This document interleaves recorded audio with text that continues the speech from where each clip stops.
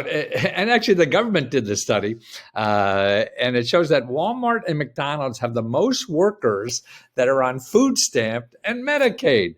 So I guess the Democrats are saying, "Hey, we're giving all these."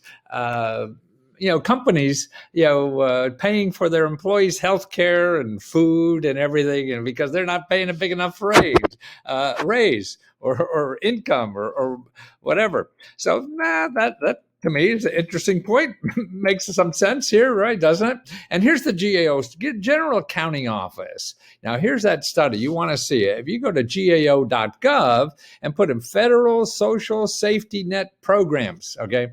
And look at they learn millions of American adults who earn low wages rely on federal programs to meet basic needs, such as Medicaid for health care and Supplemental Nutritional Assistance Program for food. That's SNAP, Supplemental Nutritional Assistance Program, SNAP.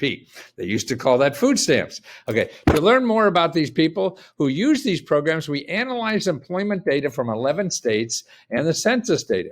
About 70% of the 70% of the people who get these programs work full time. 70% of the people get SNAP are working full time. 70% of the people who get Medicaid work full time. So the government's already paying for health care for people that have full-time jobs. Most work for private sector employers, like places like restaurants, department stores, and grocery stores, right? Okay, and again, that's probably mostly women, I think, that employed there because they're getting stuck now in the COVID. Nobody go to work and at these lower income jobs, and it's mostly work. Others work for, listen to this, state governments, public universities, and nonprofit organizations. Some employers in selected states had thousands of beneficiaries on their workforce payrolls. Whoop, my light fell down.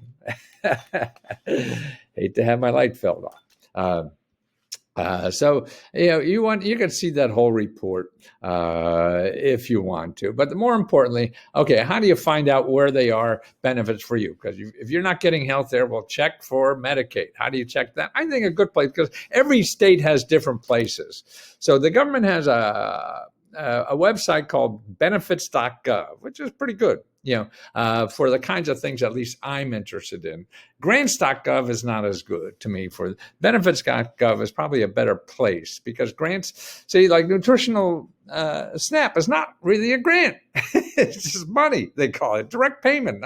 They have all different names for it. So if you go to benefits.gov and look for SNAP, SNAP, then you'll see, okay, you'll get a description of the program, who to contact, where to apply locally, and phone numbers to call if you need some more help, okay? Because again, all these programs are local. You have to apply locally.